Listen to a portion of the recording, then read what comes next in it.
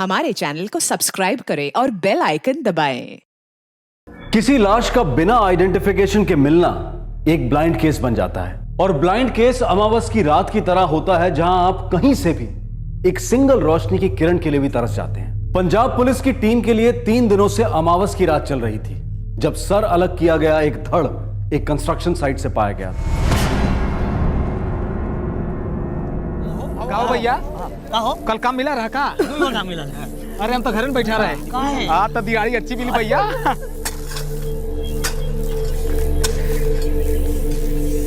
ए हरिया, ए रामप्रसाद, अरे ये आओ जरा।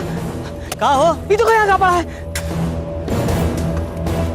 देखो, देखो तुम। अरे कहाँ? थाने में भेज दिया सर। हो सकता है किसी मिसिंग कंप्लेंट से कपड़े मैच कर जाए। गुलाबी रंग का सूट पहने 28 से 30 साल की एक औरत। इसके आगे हमारे पास कुछ भी नहीं, लेकिन कोई भी चांस छोड़ना नहीं चाहिए। एक भी लीड मिले जिससे हम इसकी शिनाख्त कर पाए और जांच को आगे बढ़ा पाए। जाहिर सी बात है कि सर को धड़ से इसलिए अलग किया गया था ताकि पीड़ित की पहचान ना हो सके और कातिल कभी ना पकड़ा जा सके। लेकिन ऐसा कभी हो सकता है कि अमावस की रात चलती ही जाए और सूरज कभी उगे ही ना। देवजीत सोडी 3 दिन पहले 18 सितंबर को जलंधर के कंस्ट्रक्शन साइट पे लाश मिली थी। उसके एक दिन पहले मेरी पुत्र भी अपने घर से निकली थी। आखिरी बार अपने पति राजीव जोहल से मिलने। राशि पुत्र, मैं तेरे पापा जी से मिलने जा रही हूँ। आज के बाद सब ठीक हो जाए, किसी को कोई तकलीफ नहीं होगी। तो जाओ।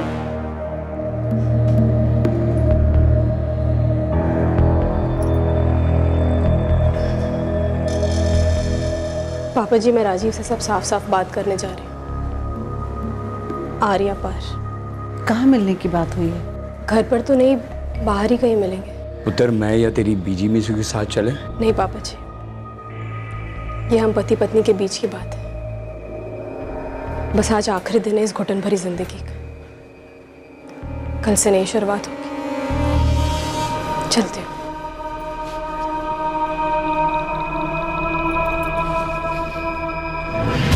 मेरी पुत्र, मेरी यहाँ चलो दिन के बाद घर नहीं लौटी साहब।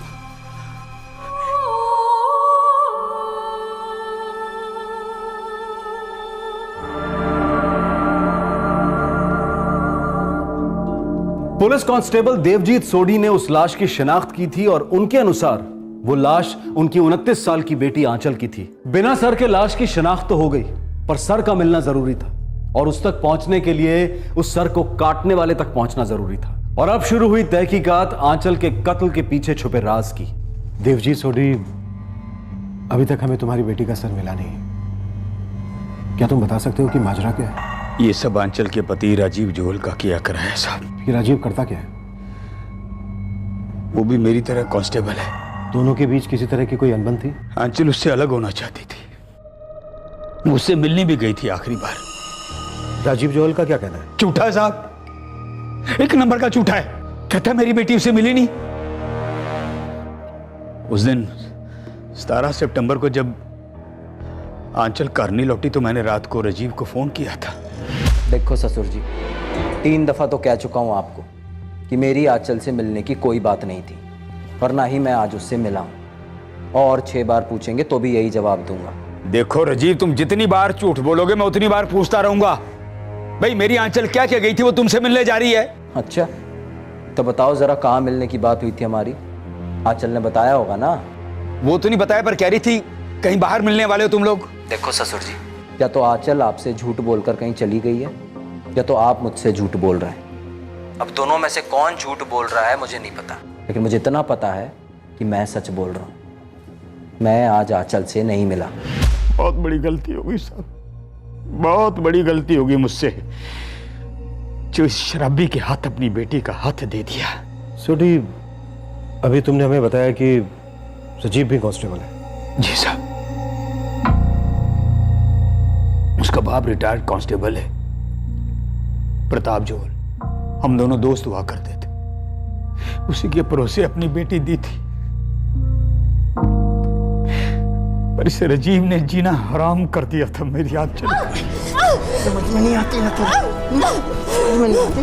हिट मी समझ में नहीं आती ना तो समझ में नहीं आती। देख भाई, अगर 3 महीने एक बूंद शराब पिए बिना कटेगा ना राजीव, तो हम अपनी बेटी को भेजने के बारे में सोचेंगे। अरे मैं कह रहा हूं ना, हाथ नहीं उठाएगा वो। तो अपने दोस्त पे भरोसा नहीं करता देवजीत। और जान दे यार, अगर तू दोस्त होता तो ये हालत ना होती मेरी पुत्र की। पापा जी, वो पिए या ना पिए, मैं वहां वापस नहीं जाऊंगी। कर चल आंचल, कम से कम राशि को तो हमें ले जाने दे। नहीं मम्मी जी, राशि मेरे बगैर कहीं नहीं जाएगी। बहन जी आप सोचो, बच्ची बिना माँ के कैसे रहेगी? देख आंचल, तो इस तरह मायके में आके बैठ जाएगी तो सारी बिरादरी में हमारी नाक कट जाएगी। आपकी नाक की फिक्र में मम्मी जी मैं अपना गला क्यों कटवाऊं? राजीव ने तो एक दिन मुझे मार ही डालना है। जानवर है वो, जानवर। वो तो मेरी इज्जत और तेरी नौकरी का ख्याल करते हुए उन लोगों ने ऐसा कुछ नहीं किया। ओए अब तो सुधर जा पुत्र। अरे तो उसको बोलो ना सुधर जाए। इतना गुरूर भरा है कमीनी के सर में, जबान लड़ाती है मेरे साथ 2 टके की औरत। मैं कोई 2 टके का नौकर हूं, पुलिस वाला हूं, पति हूं उसका। जा जाके माफी मांग ले और ले आ उसे, जा। इस जन्म में तो ये होने से रहा पापा जी, गलती उसकी है, रेंगते हुए वही आएगी। गलती तो मेरी थी साहब, जो हर बार उसे समझा बुझाकर उसके पति के घर भेज देता था। सोचा था भाई दोनों घरों की इज्जत बरकरार रहे। पुत्र, मेरी पंचायत से बात हो गई है। उसने पंचायत को जबान दी है कि आइंदा हाथ नहीं उठाएगा। ठीक है जी, नहीं उठाऊंगा हाथ। और देख राजीव, गल सुन ले, ना हाथ उठावेगा ना बोतल खोलेगा। और क्या क्या करूं? चूड़ी और घाघरा भी पहन लूं? वो चुप कर राजीव। देखो आप सब लोग, नहीं मारूंगा बोल दिया मतलब नहीं मारूंगा। सर आपकी बात को आप लोग बाहर ही रहने दो। और शराब पीने से आदमी हैवान बन जाता है राजीव, और तुझे तो ये बात मालूम होनी चाहिए। मैंने बस इतना मालूम है, 2 बूंद पीता हूं तो 2 कदम संभलता हूं। अगर नहीं पिया होता तो कब का उस मुंहफट घमंडी लड़की के साथ कुछ कर दिया होता। सच कह रहा हूं, शराब बचाती है उसे मुझसे और मैनू अपने आप से। पुत्र, मैं तेरे दर्द को समझ सकता हूं, पर जरा दूर की सोच, राशि की सोच। देख, तेरा घर आखिर में तेरे पति का घर है पुत्र। उस घर में आपकी बेटी को मार काट दिया जाए तो भी वही उसका घर है पापा जी। ऐसा कुछ नहीं होगा पुत्र। उसने पंचों के सामने वादा किया है। वादे तो उसने रब के सामने भी किए थे। अग्नि को साक्ष्य मान के बहुत से वादे किए थे उसने, पर जब उसने वो वादे नहीं निभाए तो पंचों के सामने किए वादे वो क्या निभाएगा पापा जी? और फिर भी आप चाहते हैं कि मैं ऐसे आदमी के पास वापस चली जाऊं? मेरी बेटी ने ठीक कहा था साहब, ये राजीव ना भरोसे के लायक है और ना माफी के।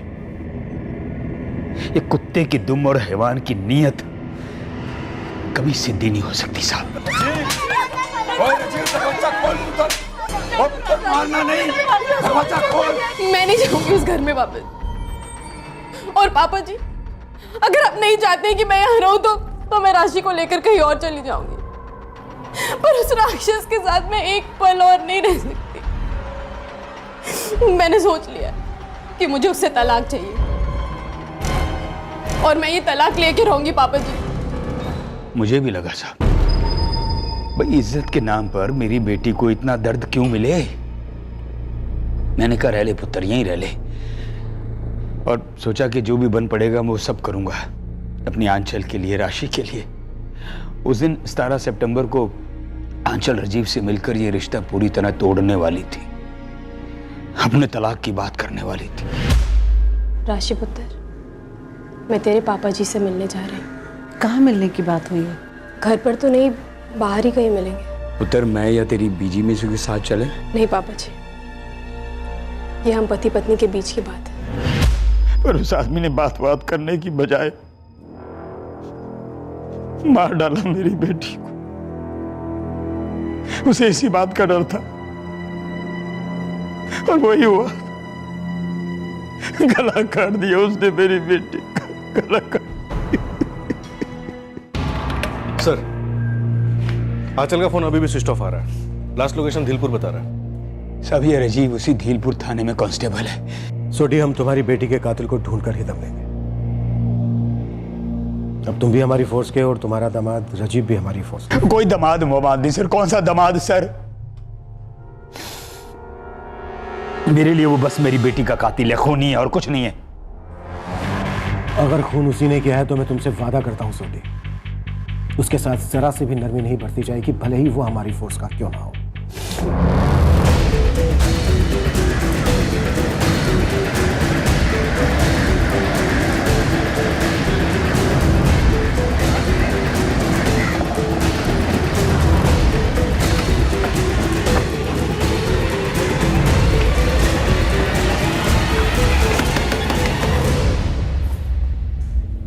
Sir, retired head constable Pratap Johal sir. बेटा कहाँ है आपका? जी वो नाइट ड्यूटी थी ना, तो इस वक्त सोया हुआ है। जोहल साहब, उठाइए उसे। आज के बाद नींद उसे मुश्किल से नसीब होगी।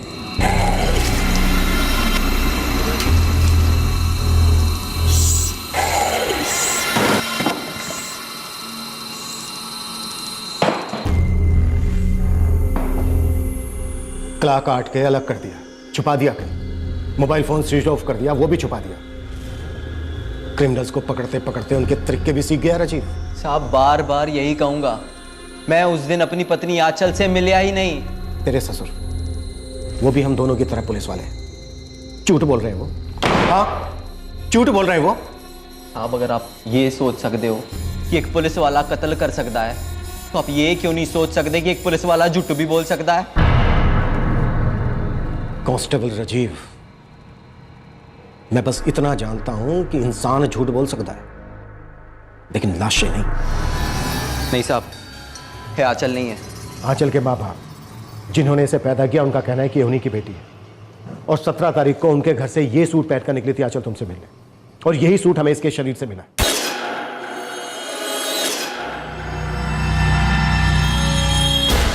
ससुर जी कुछ भी बोले, मैं गारंटी के साथ कह सकता हूं, ये धड़ मेरी बीवी का नहीं है। मैं अपनी बीवी को अच्छे से पहचानता हूं। एक बाप से भी बढ़कर। 8 साल से पत्नी है वो मेरी। उसको सर से पैर तक मुझसे ज्यादा कोई नहीं पहचान सकता। मैं लिख कर देने के लिए तैयार हूं, है आंचल दी लाश नहीं है। अब इस केस में एक जबरदस्त ट्विस्ट आ गया था। लाश की शिनाख्त करने वाले कांस्टेबल देवजीत सोडी और उनकी पत्नी विशाखा ने आइडेंटिफाई किया था कि बिना सर की लाश उनकी बेटी आंचल की है। लेकिन आंचल का पति कांस्टेबल राजीव जोहल पूरे दावे के साथ कह रहा था कि यह लाश उसकी पत्नी की नहीं है। क्या था यह माजरा?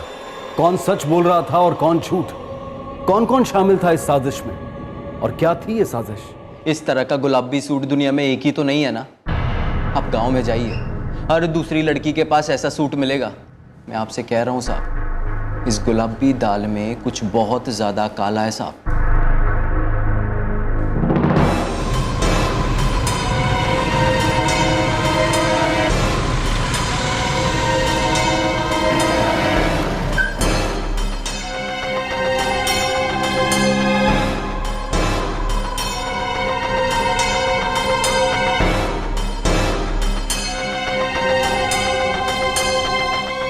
सब कमाल की बात है। आप हम पर शक कर रहे हैं? आप गुलाबी सूट यहाँ क्यों ढूंढ रहे हैं? वही सूट पहनकर तो मेरी बेटी गई थी राजीव से मिलने।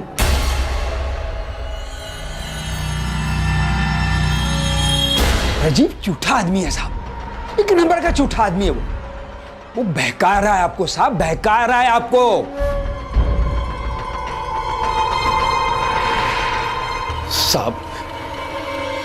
साहब, मेरा बेटा गरम दिमाग का जरूर है, थोड़ी सी पी भी लेता है, पर साहब अपनी बीवी का खून कभी नहीं करेगा वो। मेरा यकीन कीजिए, ऐसा नहीं कर सकता वो। सर, दोनों घरों को छान मारा, पिंक सलवार सूट कहीं नहीं मिला। सर, मुझे लग रहा है कि राजीव जोहल हमें गोली दे रहा है। अभी तक हमें लाश का सर भी नहीं मिला है सिंह। सर, पेरेंट्स से शिनाख्त की, गलत होने के चांसेस काफी कम है। राजीव काफी चालाक लग रहा है, फोर्स का आदमी, इन्वेस्टिगेशन को गुमराह करने के कई पैंतरे जानता होगा सर। लेकिन वो ये नहीं जानता कि सच ढूंढने में जो ताकत लगती है, वो सच छुपाने की ताकत को बाएं हाथ से हरा सकती है।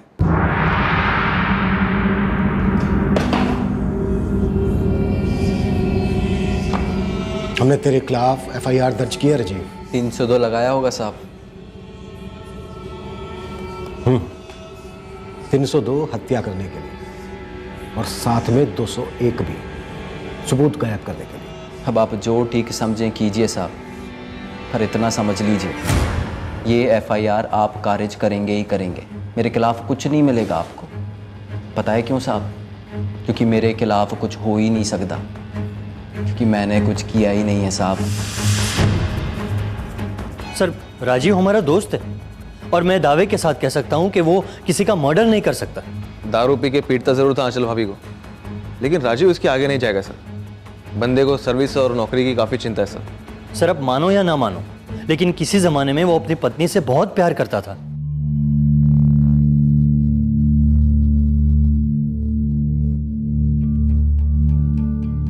राशि बेटा, आओ खाना खा लो। नानी माँ, क्या सच में पापा ने मम्मी को मार दिया? साहब मैं मानता हूं मैं बहुत पीता था। मैं भी मानता हूं कि मैंने कई बार उसको पीटा भी है। आंचल को पहले से ही डर था कि किसी दिन तू उसे जान से मार डालेगा, जो उसके साथ हुआ भी। नहीं साहब, ये सच नहीं है। मैं हमेशा से इतना पीता नहीं था और ना ही मैं हमेशा से उसे इतना पीटता था। एक बार पूछा आपने देवजीत जी से कि राजीव जोहल ऐसा क्यों बना? अच्छा, तो मतलब तेरे पास पीने के लिए और पीटने के लिए कारण भी है। नया एंगल सही जा रहा है राजीव, गुड गोइंग। साहब है कोई झूठा एंगल नहीं है, लेकिन शायद आप लोगों को इसके बारे में कभी किसी ने बताया नहीं होगा। कौन सी बात? बोल। दिनेश पन्नू।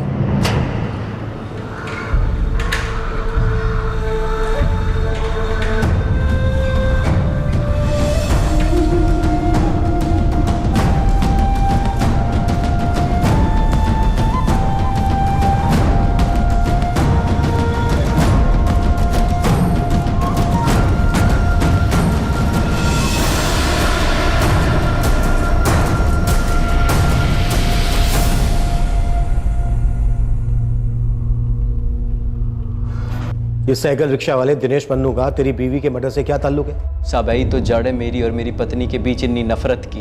ऐसा क्या किया इसने? क्या नहीं किया साहब ये पूछो। चोरी की है इसने, बहुत बड़ी चोरी। कैसी चोरी? इसने मुझसे मेरी पत्नी को चुराया है साहब। और अब तू मुझसे अपनी नजरें चुरा रहा है, एक के बाद एक नया झूठ। झूठों का मोर्चा खोल रहा है कि कहीं तेरी चोरी पकड़ी ना जाए। सचिव, ऐसा तो होने से रहा, और यह गलत तू भी कहीं ना कहीं अंदर से अच्छी तरह से जानता है। दिनेश पन्नू? नहीं साहब, ये नाम मैंने पहले कभी नहीं सुना। राजीव का कहना है कि आपकी बेटी आंचल का किसी साइकिल रिक्शा चलाने वाले दिनेश पन्नू के साथ कोई चक्कर चल रहा था। जी करता है इतने जुत्ते मारूं मैं इस राजीव को। झूठा साला, बदनाम कर रहा है मेरी बेटी को वो। साहब एक नंबर का बेशरम कमीना आदमी है ये। देखिए, हमारी बहू आंचल लगभग रोज ही बाजार जाती है छोटी छोटी चीजों के लिए, पर बड़ी बन ठन के जाती है। अच्छा, वही रिक्शा वाले के साथ? वो तो कभी ध्यान नहीं दिया। दिनेश पन्नू का नाम सुना है? कौन है ये? राजीव, तेरे खुद के माँ बाप ने भी कभी इस दिनेश पन्नू का नाम नहीं सुना है। तो इसका यह मतलब तो नहीं साहब कि दिनेश पन्नू है ही नहीं। मैंने अपने माँ बाप को कभी नहीं बताया। शर्म आती थी मैनू साहब, पर मैं उन्हें परेशान करना भी नहीं चाहता था। क्या नहीं बताया तूने अपने माँ बाप को? यही साहब कि जब भी मैं नाइट ड्यूटी से घर पहुंचता, बेवक्त आता कभी, तो आंचल घर पे कभी होती ही नहीं थी।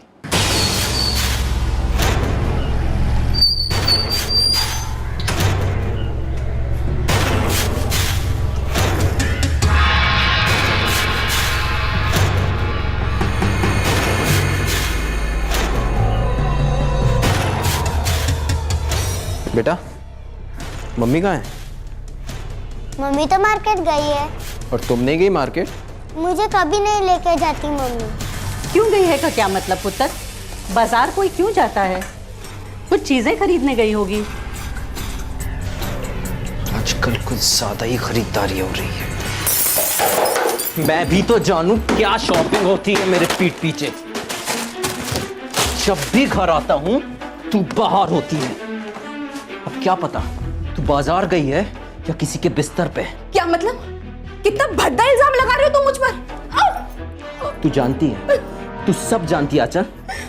बता, जब मैं घर आता हूं तो तू किसके साथ होती है? मैं तो अपनी बुरी किस्मत के साथ होती हूँ राजीव, और तुम अपने नशे के साथ। ये मैं भी जानती हूँ और तुम भी। राजीव प्लीज छोड़ दो मुझे। राजीव साहब, वो मुझसे सच छुपा रही थी। चक्कर चल रहा था उसका और मैंने उसका चक्कर पकड़ लिया।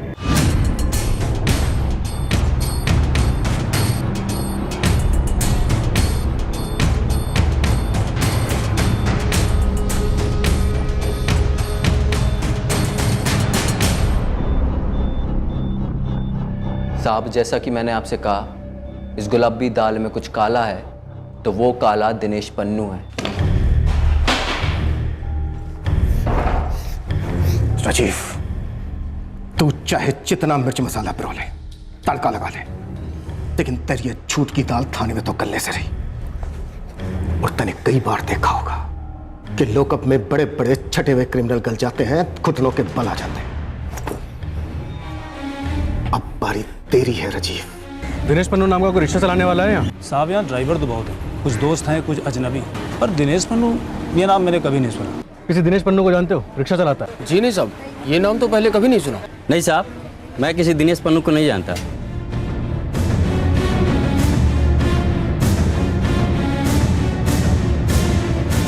सर, दिनेश पन्नू का नाम तक किसी ने नहीं सुना।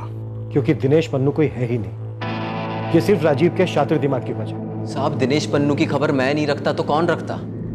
मेरी बीवी का चक्कर चल रहा था तो मैंने उसकी पूरी कुंडली खोल डाली। आखिरकार हूं तो पुलिस वाला ना साहब। राजीव, तू इस वक्त यहाँ कोई पुलिस वाला नहीं है, बल्कि हमारे लिए सिर्फ एक सस्पेक्ट है, समझा? और तू जो हमें ये मनगढ़ंत कहानी सुना रहा है दिनेश पन्नू की, इसका कोई सबूत है तेरे पास? सबूत है ना साहब, मेरी बेटी। एक बारी खुद उसने मुझे बताया था कि उसकी माँ यानी मेरी पत्नी आंचल दिनेश पन्नू नाम के आदमी के साथ बाहर गई है। बेटा, तेरी मम्मी फिर से बाजार गई है? हाँ, कब गई? जब वो दिनेश पन्नू आया था ना, तब गई। कौन आया था? दिनेश पन्नू। ये कौन है? ये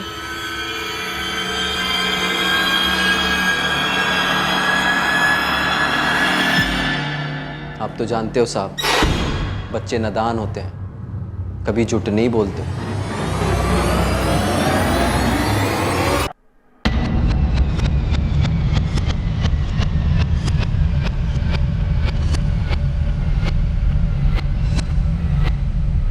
मुझे याद नहीं आ रहा अंकल। राशीपुत्र, डरो मत। आपने अपने पापा को बताया था, दिनेश पन्नू नाम था। दिनेश पन्नू साइकिल रिक्शा चलाता है। बेटा, ठीक से याद करके बताना। मुझे याद नहीं आ रहा। ये सब कुछ राजीव आपको बहकाने के लिए कर रहा है। बड़ा चालाक आदमी है वो, वक्त बर्बाद कर रहा है आपका। यार राजीव, कुछ किया हो तो बता दे। यार, तूने सच में आंचल भाभी का कत्ल किया है क्या? मैंने आंचल को नहीं मारा यार, ये लोग कोई गेम खेल रहे हैं मेरे साथ, मैंने फंसाने के वास्ते। सर, लाश बिना सर के पाई गई है। मौत चूहे के जहर से हुई है। विक्टिम के पिता हेड कांस्टेबल देवजीत सोडी और उनकी पत्नी विशाखा ने लाश को आइडेंटिफाई किया है और यह भी बताया है कि लाश पर जो ड्रेस थी, एक गुलाबी सलवार सूट, वो सूट आंचल 17 सितंबर को अपने घर से पहनकर निकली थी, ये बताकर कि वो राजीव से मिलने जा रही है कहीं बाहर। इसलिए हम इस कोर्ट से पुलिस कस्टडी की मांग करते हैं ताकि पुलिस राजीव को इंटरोगेट कर सके और कटा हुआ सर और मर्डर वेपन ढूंढ सके। सर, मेरे क्लाइंट कांस्टेबल राजीव जोहल को सिर्फ शक के बेसिस पर अरेस्ट किया गया है और इनके खिलाफ कोई ठोस सबूत भी नहीं पाया गया। इसलिए मैं कोर्ट से अपील करता हूं कि इनका अरेस्ट ऑर्डर कैंसिल कर दिया जाए और इन्हें घर जाने दिया जाए। राजीव को 14 दिन के लिए जुडिशियल कस्टडी में भेजा जाता है और डिफेंस चाहें तो उसके लिए बेल की अप्लाई कर सकते हैं।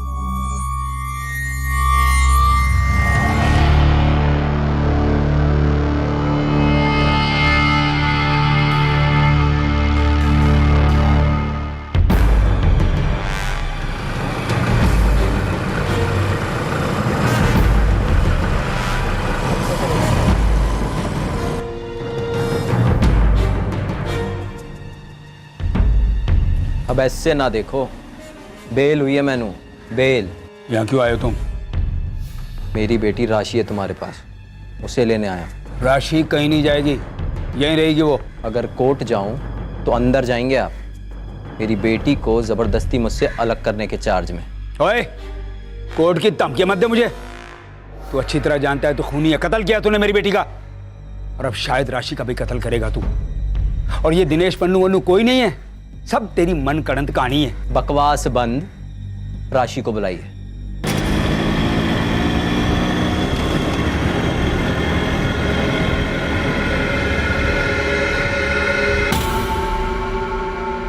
जब तक केस क्लोज नहीं होता तो सस्पेंड ही रहेगा। जानता हूं यार, सोच रहा हूं खेतों में ध्यान दूं, कम से कम 2 पैसे तो कमा लूंगा। अजीत और मैं भटिंडा जा रहे हैं ट्रेनिंग के लिए। 8 महीने की ट्रेनिंग है। देख राजीव, लाश का सर नहीं मिला और तेरे खिलाफ कोई ठोस सबूत भी नहीं, केस तेरे फेवर में जानी है। ये तो मैं पहले से ही कहता आया हूं यार, ये लोग मेरा बाल भी बांका नहीं कर सकते। बस दुख इतना है कि सर्विस रिकॉर्ड खराब हो गई और तनख्वाह नहीं मिल रही, वो नुकसान अलग। या राजीव, दोस्ती में ही बता दे, तूने भाभी को मार डाला ना? और वो दिनेश पन्नू वाली बात झूठ है ना? वो भी नहीं यार, ये सब सच है। दिनेश पन्नू नम का आदमी है और मैंने आंचल को नहीं मारा। यार दोस्त हो यार तुम लोग मेरे, तुम लोग तो भरोसा करो मेरा। सर 4 महीने हो गए, अभी तक इस केस में कोई ब्रेक थ्रू नहीं मिला, कोई भी ऐसा सुराग हाथ नहीं लगा जो इस राजीव जोहल के खिलाफ सबूत बन सके। अपनी ही फोर्स का है, बचने के सारे तरीके जानता है। बहुत सोच समझकर उसने एक गेम खेला है, लेकिन हर गेम में जीतने वाला कभी ना कभी हारता भी है। एक कत्ल हुआ है और कातिल अभी तक आजाद है, लेकिन बहुत जल्द हम इस बिना सर वाली लाश के कातिल को ढूंढ कर रहे हैं।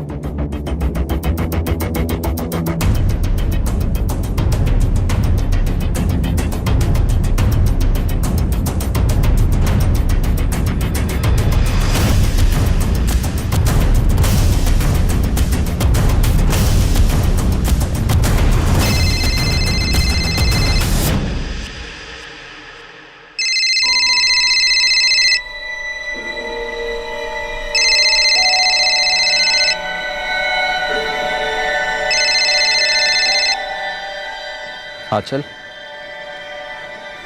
आंचल। रॉन्ग नंबर है जी, यहाँ कोई आंचल नहीं रहती। इतना भी वक्त नहीं बीता आंचल कि मैं तुम्हारी आवाज भूल जाऊं या तुम मेरी आवाज भूल जाओ। बकवास मत करो। सच को बकवास कहने से सच बकवास नहीं होता। मैनू पता है तुम ही आंचल हो, और मैं तुम्हारा पति राजीव बोल रहा हूँ, कांस्टेबल राजीव जोहल, तुम्हारी बेटी राशि जोहल का पापा। अब तुम्हें मुझसे क्या काम? इतने दिनों बाद क्यों फोन किया मुझे? और मेरा नंबर तुम्हें कहां से मिला राजीव?